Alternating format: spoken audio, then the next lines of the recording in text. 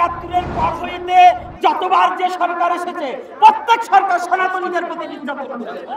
সাধু সমাজ যদি একবার পথে নেমে পড়ে, এই ৮ দফা দাবি যদি না মেনে নেন, যদি নেমে পড়ে, জানবেন পুরো শহর অচল হয়ে যাবে।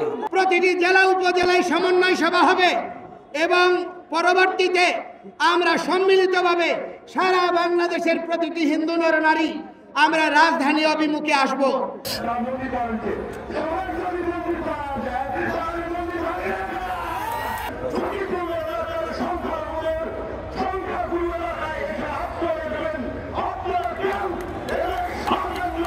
শিয়া বাটার ও ভিটামিন ই সমৃদ্ধ lily glam beauty soap. Lily, always beautiful.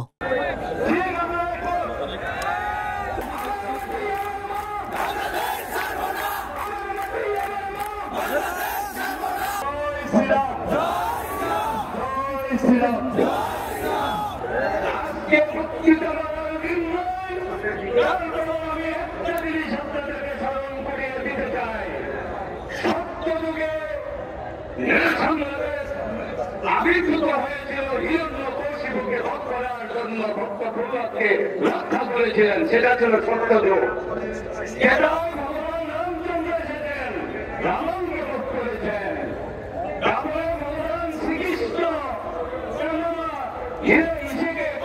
ধ্বংস করেছেন। এখন তো আমরা হাজার হাজার অসুরের সাথে বসবাস করি।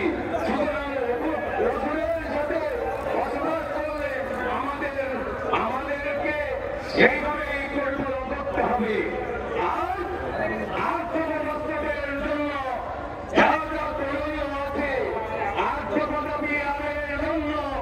আমি কেন্দ্রীয় সরকার তথা সরকারের প্রধান উপদেষ্টার কাছে দৃষ্টি আকর্ষণ করি।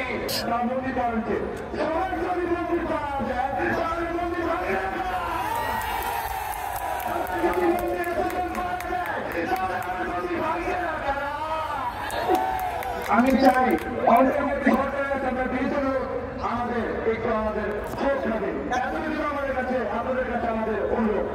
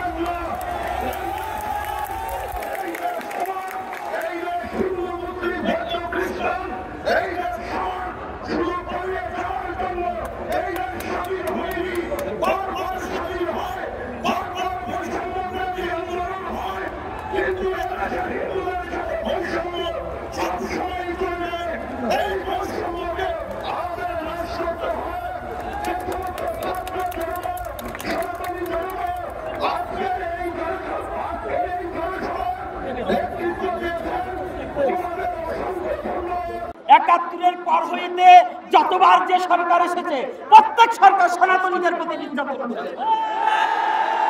শুধু কোন এক সরকার নয়, আওয়ামী লীগ বলেন, বিএনপি বলেন, জাতীয় পার্টি বলেন, সনাতনী এই বাংলাদেশ থেকে আছে সনাতনী জাতির সম্পত্তির উপরে। দাতব্যজাত চিকিৎসালয়, দাতব্যজাত প্রতিষ্ঠান, আপনার জগন্নাথ ভার্সিটি থেকে শুরু করে এই রমনা পার্ক পর্যন্ত সমস্ত সনাতনী জাতির সম্পত্তি। এই বাংলাদেশের মধ্যে যত দাতব্য প্রতিষ্ঠানগুলো প্রায় সনাতনী সম্পত্তির উপরে দাঁড়িয়ে আছে। জাদুঘরের যত মূর্তি আছে সব সনাতনীদের মূর্তি। জাদুঘরে যত সংস্কৃতি আছে সমস্ত সনাতনীদের সংস্কৃতি। এই সনাতনীর সম্পত্তি দিয়ে বাংলাদেশের বারোয়ানি চলছে, আর এই সনাতনী কেন এত নির্যাতন সহ্য করে? কি কারণে? এটা অন্তর্বর্তী সরকার এখন এসেছে, আমার জিজ্ঞাসা, আমার জানবার অভিপ্রায়, অবিলম্বে এই 8 দফা দাবি আমাদের মেনে নেন। এই 8 দফা দাবি আপনার কাছে আকুল আবেদন। আমরা সাধু সন্ত কেন পথে আসব? সনাতনী সাধু সন্ত সহসা পথে আসে না, সনাতনী সাধু সন্ত সহজা রাজপথে নামে না। আর যারা যদি একবার সাধু সন্ত এখনো আসেনি, এই বাংলায় হাজার হাজার সাধু সন্ত আছে। আপনারা এখনো, আমি অন্তর্বর্তী সরকারের কাছে বলি, সাধু সমাজ যদি একবার পথে নেমে পড়ে, এই 8 দফা দাবি যদি না মেনে নেন, যদি নেমে পড়ে, জানবেন পুরো শহর অচল হয়ে যাবে। দুর্গা পূজার আগে দৃশ্যমান ঘোষণা চাই। আর বাকি যে দাবিগুলো রয়েছে সেগুলো নিয়ে কমিশন এবং পর্যালোচনাগুলো করার শুরুর ঘোষণা চাই। এই অবস্থায় আমরা যদি এটি না হয়, আমরা এই আন্দোলনের মাঠ ছাড়ব না। আমরা দুর্গা পূজা বিজয়া দশমীর পরের শনিবার, অর্থাৎ দুর্গা পূজার 10 দিন পরে, প্রথম সপ্তাহের পরে যে শনিবার হবে, সেই শনিবার বিকালে আমরা লালদিঘি মাঠে চট্টগ্রামে মহাসমাবেশ আহ্বান করছি এবং সেখান থেকে প্রতিটি বিভাগীয় শহরে মহাসমাবেশ হবে।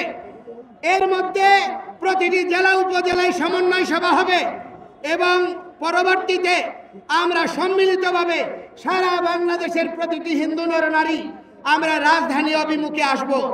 সুতরাং আমাদেরকে কোনোভাবে দলীয় রাখা যাবে না।